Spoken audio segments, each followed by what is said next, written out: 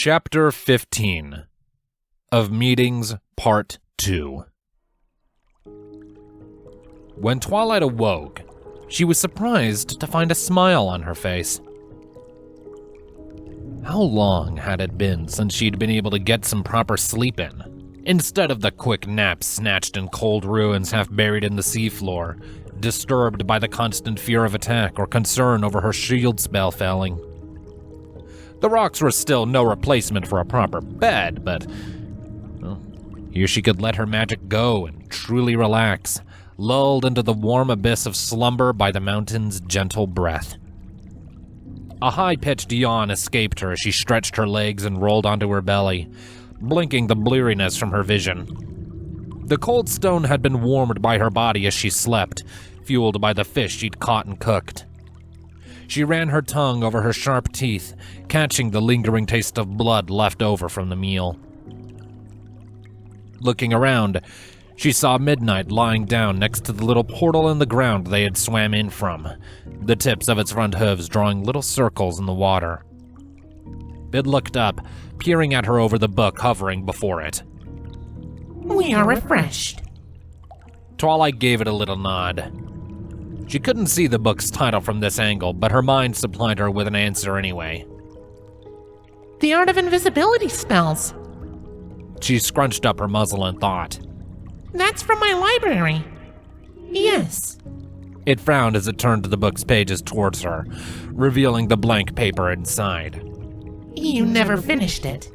"Well, I was rather distracted with trying to save Equestria, if our memories are correct," Midnight mused, the book turning to ashes before blowing away in an invisible wind.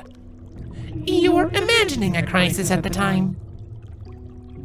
Twilight let out an exasperated sigh as her peaceful mood was chipped away at by her dark passenger's comments, but resolved not to let it get to her. Rather than get baited into another pointless argument, she shifted tracks. "How can you even read those books from my memories? I don't have perfect recall." She paused, her eyes widening. "Wait, do I have perfect recall?" "You do not. But pursuing your flawed memories passes the time nonetheless."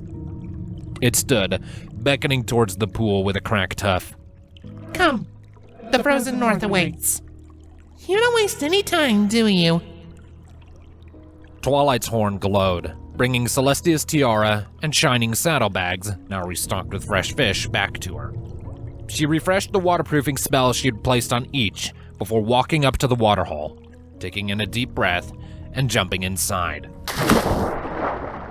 The cold water shocked her groggy mind into clarity, and she grinned at the rush of exhilaration it brought with it.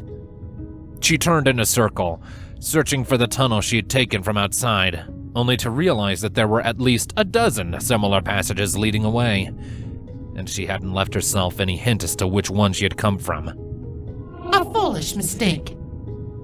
Twilight pursed her lips. "You didn't think of it either." It said nothing, but she could still feel its bristling annoyance in the back of her mind. "Okay, what do we know?" Twilight summoned a small shield around her head, opting to magically filter the water into breathable air so she could focus on the situation. With a simple compass spell, she found north, and knowing she had entered from the south side of the mountain, turned to see only two of the little tunnels on the south side of the pool. But just because these tunnels came from the south, didn't mean that they led south. The passage she had taken had twisted and turned several times, and between her hunger, her nerves, and Midnight's pestering, she hadn't even thought to keep track of them. She sent a ping into each tunnel, muzzle screwing up in consternation as they returned with little useful information. Well, perhaps she could find a way to modify the spell to bounce the ping off the stone, mapping out the entire path? But how could she get it to recognize what it was and wasn't supposed to bounce off? And how could she guide it back to her once it reached open water? No, such a modification would require study, some creative thinking, and at the very least, a pen and some paper for working through the mechanics. It would still be useful, though, so she filed the idea away for later. What the ping had told her was that one tunnel went generally up and the other went generally down. Swimming closer and holding the frog of her hoof up to each one, she felt a steady current sucking water in. Had that been there before? Perhaps it had, but she hadn't noticed it through the shields she'd used to protect herself from the water pressure. Wait a minute. Twilight blinked, brow furrowing. Where is the water pressure? We're next to an air pocket, little flower. Midnight scoffed. There would be no crushing pressure at this depth. Twilight shook her head. No, but there would be. Unless the mountain is open to the surface, the air should be trapped inside, and the water should pressurize it until it's equalized with the pressure of the ocean. Midnight paused. When it spoke, it did so quickly, as if trying to brush past its mistake. And if the mountain is open to the surface, then the water would push the air out. There shouldn't be any unpressurized air pockets below sea level. Her eyes widened as another thought occurred to her. And it should have been that way in Canterlot, too. How is this possible? For a long moment they hovered there, considering the question with only the faint breath of the mountain to break the silence. I expect we will learn nothing more in this cave. Midnight tugged their hooves into motion, pulling them towards one of the tunnels. We shall try the upwards path. Although Twilight was annoyed at her body moving without her request, there wouldn't be any point of protesting it. She had been thinking the same thing anyways, even if she hadn't taken the initiative. She went along with the motion without complaint, following the current into the little tunnel. It was a little easier to traverse the tight passage with the water buoying her up, and they made a good pace. Every several seconds, Twilight would send a ping out ahead of her, checking for danger, and she was ever conscious of the pressure, or lack thereof, around her barrel. It was stronger than it would be at the surface, yes, but it was hardly the deadly, crushing embrace of the ocean depths. It felt more like swimming along the bottom of a pool than anything else. The mountain's breath grew louder as they swam, and over time, Twilight began to make out little details that had previously been lost to the whole. The clicking began to sound like the ticking of gears, and the muted rise and fall of every breath was joined by a steady buzzing sound. The water began to vibrate harder against her coat, growling in sympathy with the strange sound, and soon her hoof tips began to feel numb from the constant stimulation. Was there some kind of machine inside this mountain? A sufficiently powerful network of pumps might be able to push water out of the interior faster than it could flood back inside, but what would be the purpose? And what could have been maintaining such a machine for so many centuries? At last, the tunnel opened up. Twilight found herself swimming along the bottom of a frothing underground river, the water having reached a bone-shaking hump as the mountain's breath turned into a steady roaring. The current pulled at her insistently, and she was forced to enlarge her air bubble around her whole body in order to keep from being dragged away. With a curious frown, Twilight sent a wide ping around her. Her breath hitched. Her chest grew tight, and for a moment, it felt almost like she had let her spell fail and was drowning under a dozen leagues of crushing water. Is that a pony? Twilight pushed herself higher at a snail's pace. Releasing her magic so as to avoid giving herself away, she latched onto the rocky side of the river and poked her eyes up past the white froth of the rapids. The cave widened out here, forming a little cavern with the river coursing along one side. Twilight's ears twitched at the loud grumbling of the machine set up on the bank, churning the water with its efforts. A trio of pipes sprouted from the base of the machine, disappearing into the darkness of a tunnel that led further upwards, the rock damp with the water leaking from the seams in rhythmic spurts. And crouched down in front of the strange pump, illuminated by the pale light of a lantern resting on a little rock, was a pony. He was a regular unicorn stallion, unmarred by any sign of mutation, though admittedly most of his body was covered by a rough, stiff suit with rigid bands around the joints.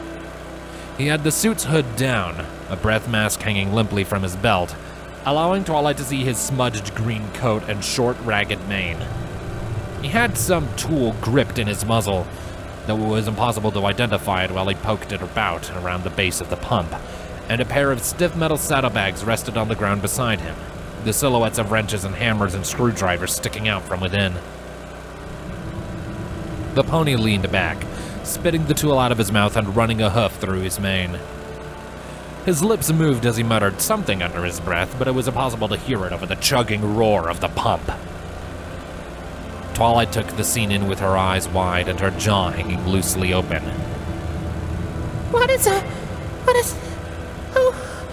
Who can... Breathe, Twilight. What if... Twilight gasped as she plunged back into the water, scrubbing a hoof furiously against the bloody tears stained into her cheeks. I haven't brushed my teeth! A second passed. What? My teeth are still all bloody! She ran her tongue frantically over the fangs, groaning in frustration as it came back tasting of fish blood again and again. I can't be seen like this! Her body suddenly stopped responding. Her eyes darted up to see Midnight scowling at her. What are you doing, you fool? Let go of me! That's a normal pony! She grimaced, hooves twitching as she strained to retake control. I can't let him see me like this! I look like a monster! Midnight narrowed its eyes. But we are not a monster. Well, if I suddenly saw myself climbing out of an underground river with blood on my fangs, which I'm not supposed to have, by the way, and all this red gunk around my creepy nightmare moon eyes, I would definitely think I was a monster! What does it matter what some mongrel pony thinks? Midnight snapped, its lip curling back. Do you think he's a threat to us? He might run away! He couldn't escape us if he tried! Shut up! Shut up! Twilight jabbed an accusing hoof at her twisted doppelganger. I haven't spoken to any pony but you since Kinderlot, and by Celestia, I want to make a good first impression! This is ridiculous. Midnight shook its head in disgust. If you're so concerned about your appearance, you seem to have forgotten your horn.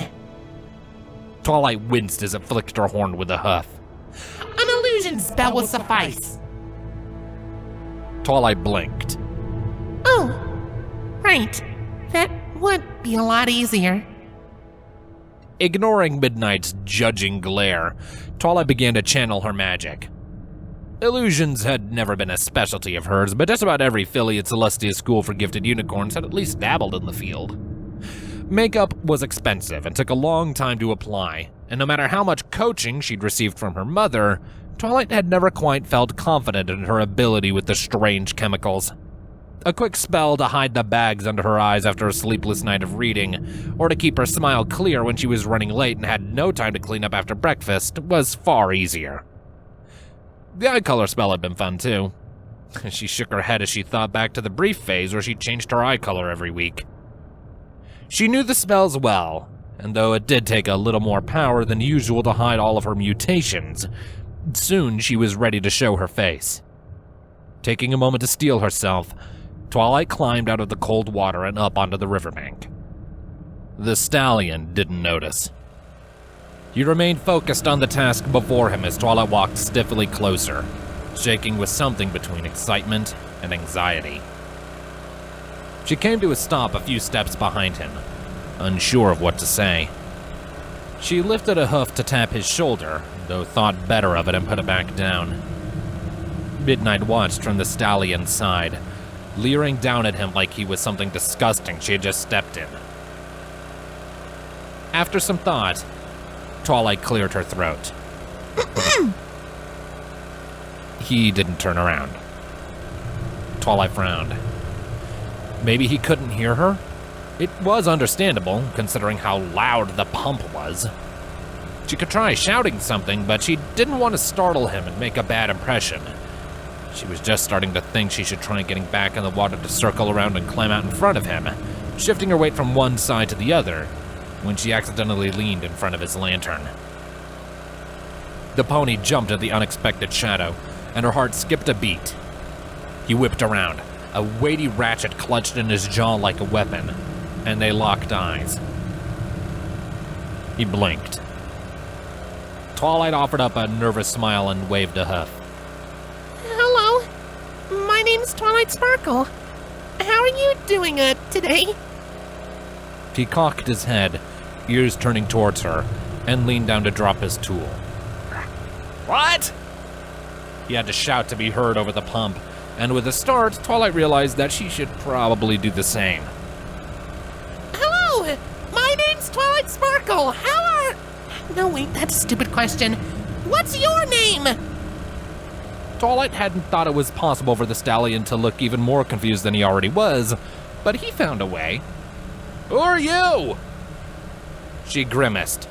My name is Twilight Sparkle. Yes, I heard that, he shouted. I don't recognize you. What's your position? Did they need me up there? Twilight's heart was pounding. With a whimper, she realized that she had no idea what he was talking about, and worse still, the conversation was spiraling towards disaster. Midnight shook its head behind the stallion in clear disappointment. I don't take us where your leader is, mongrel! The stallion reached a hoof up to his head, scratching at an ear. What? What are you doing? Twilight demanded, staring wide-eyed at Midnight. I'm helping, Midnight snapped. He's clearly part of a larger group, and your pitiful attempts at an introduction are going nowhere. You called him a mongrel. He is a mongrel, and if he thinks otherwise, then he's free to challenge us. The stallion glanced over his shoulder, following Twilight's furious gaze. Are you okay, miss? No! Twilight spat, stomping a hoof.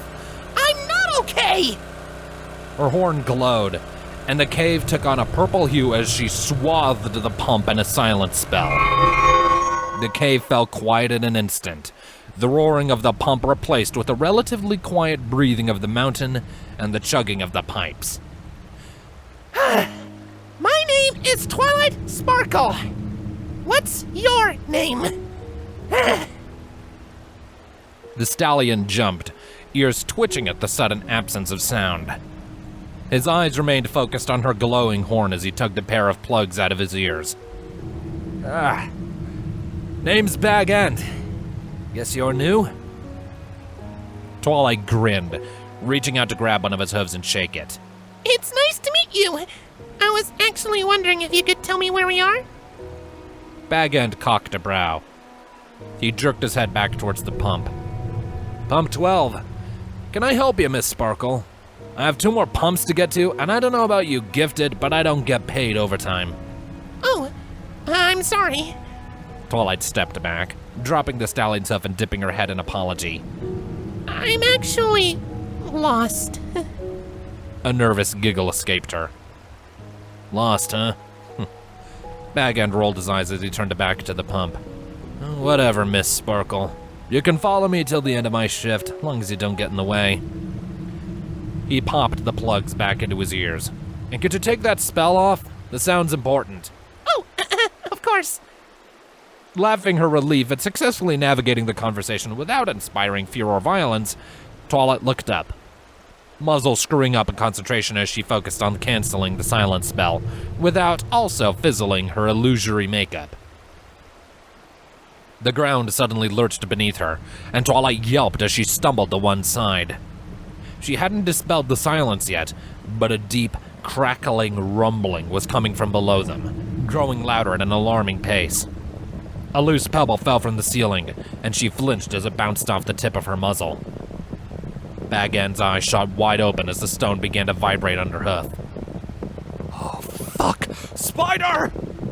Sparing only one moment to scoop the lantern up off the ground, he broke into a dead sprint, bounding towards the tunnel at the back of the cave.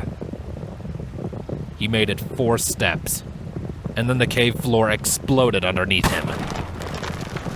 He screamed, the lantern casting panicked shadows on the walls as it spiraled freely through the air and splashed into the river.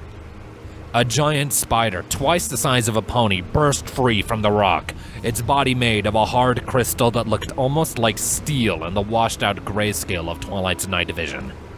Its twitching legs scraped against the rock with a shrill screech as its razor-sharp fangs squeezed around Bag End's barrel, held back only by the hard ring of iron reinforcing the center of his suit. No! Acting on instinct, Twilight's horn burst into lavender light. The loud cacophony of the pump filled the room as she dropped every other spell to teleport the screaming stallion out of the crystal spider's jaws and back to her side. The spider screeched its frustration, scuttling out of its burrow and leaping up onto the ceiling in a burst of motion. Its claws dug into the stone as its body coiled like a spring, and in the bright glow of Twilight's horn, she saw the jagged red lines that zigzagged across its otherwise shimmering blue body like bloody scars. The moment was gone as fast as it came. The spider pounced, its bulk filling Twilight's vision as it closed on her with all 8 legs outstretched. Twilight shrieked as she summoned a shield just in time to catch the monster's weight. It slammed into her protective dome with a hiss of fury, its long legs wrapping around to almost completely surround her. She could feel Midnight pulling at her magic, and she didn't put up any resistance. A lance of energy jumped from Twilight's horn, the lavender light tinted with a deathly red. There was a sharp crack, and the beam bounced away as the spider was sent flying backwards. Twilight blinked, and the spider had already bounced back off the ground. That didn't hurt it! It must be resistant to magic. No matter. Midnight stepped forward, snarling at the monster. Come to us, worm! What are you doing? Twilight fell onto her rump as the spider crouched down, bracing itself for another jump. We should run! We will run from no stupid beast! Midnight spat. This foe does not deserve our respect! The spider jumped. Twilight's horn glowed brighter without her input, and she flinched at the ear-ringing crack that echoed off the stone. The spider had been caught in mid-air by a jagged spear of rock, pulled up from the ground by her own magic. It wheezed, legs wriggling faintly as it tried to pull itself free. And with a flash of purple, a second stone javelin fell from the ceiling, embedding itself into one of its glowing gemstone eyes. The cave was still. Twilight sucked in deep breaths as the ringing in her ears gave way to the uncaring grumbles of the pump. Midnight looked back with a triumphant sneer. You see, little flower? No contest. Twilight blinked. Right. Thanks. We should have never bothered speaking with that pony. Midnight scoffed as it turned to admire its kill. He was a worthless ally. Twilight gasped. She whipped around, zeroing in on where Bag End lay groaning on the ground in a little ball. She collapsed at his side with shaky hooves, uncertain as to whether or not to touch him. Oh, Celestia, are you okay? He moaned, and she had to lean in close to hear him over the pump. Take me back! He paused, sucking in a shuddering breath. Back to the colony! Okay, you're okay. Scooping him up in her magic, Twilight skirted around the spider's twice-impaled corpse and broke into a gallop. She wasn't sure where the colony was, but she guessed the water pipes would lead her to it. This is a waste of time. Midnight hovered in the corners of her ashen vision. He was only good as a distraction, and he has served that purpose. Shut up! Twilight spat. I don't care what you think. I'm saving this pony's life. Midnight didn't offer any response. Spurred on by the pounding of her heart, Twilight raced through the darkness, screaming for help all the way.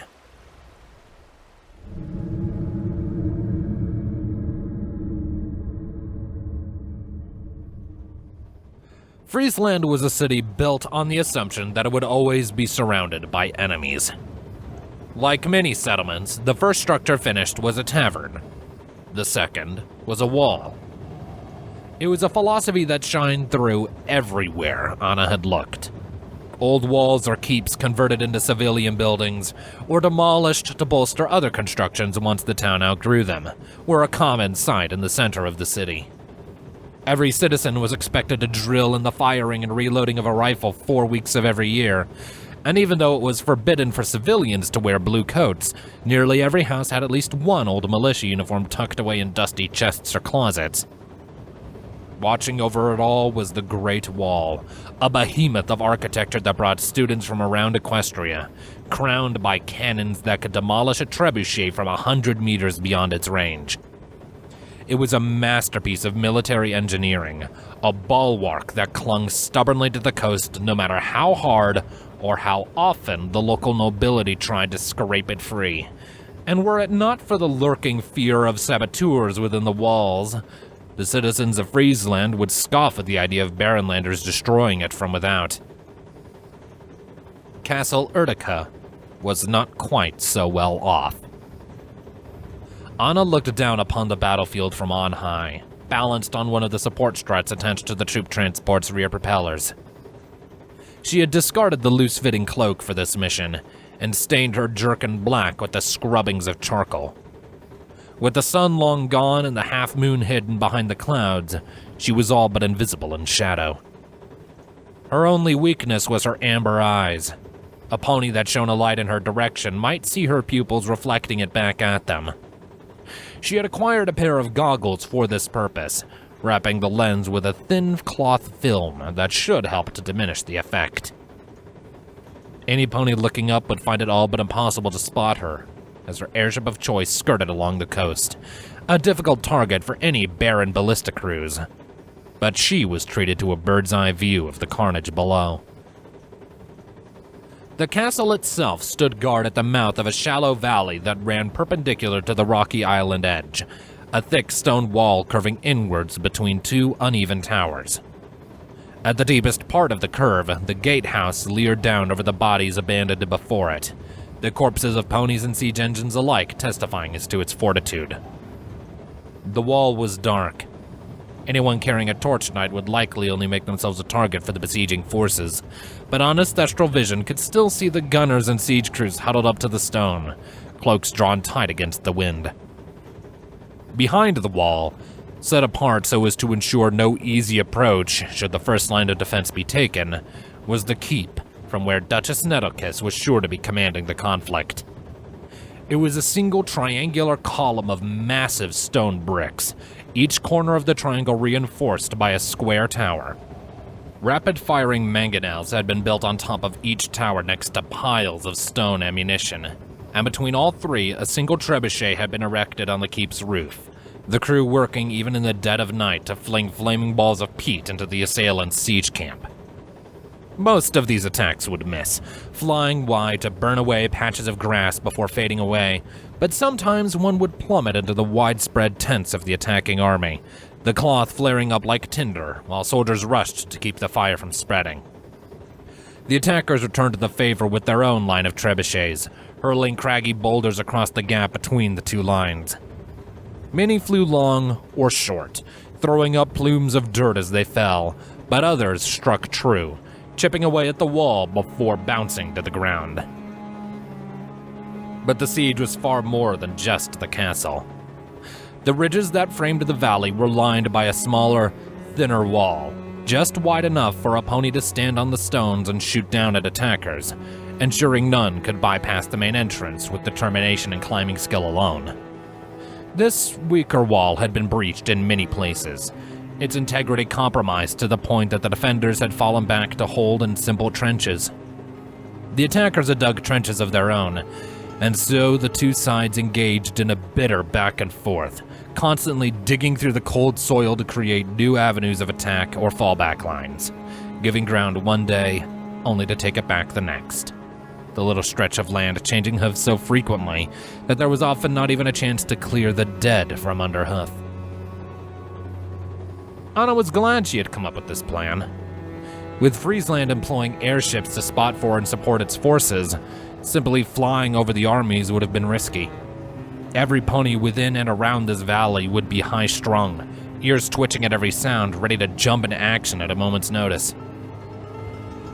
Getting close to the wall from either direction would be dangerous, and the civilian farmers protected within the valley would likely be easier to evade, but she needed to steal from Nettlkiss herself.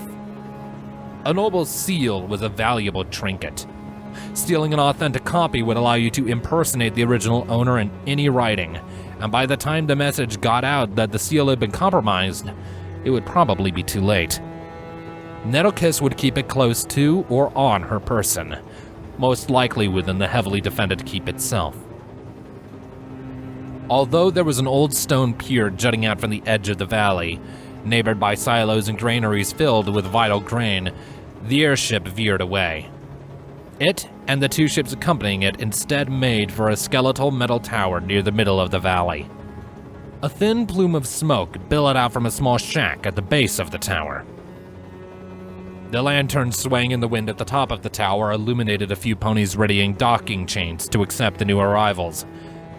And with a small nod to herself, Anna decided it was time to take her leave. Though they would be distracted by their work, it would still be too easy for her to be given away by a casual upward glance as her airship came in to unload its cargo. Well, Anna muttered, checking the straps on her Arcada for the 10th time that night. let's get this over with. Taking a deep breath, she allowed herself to fall.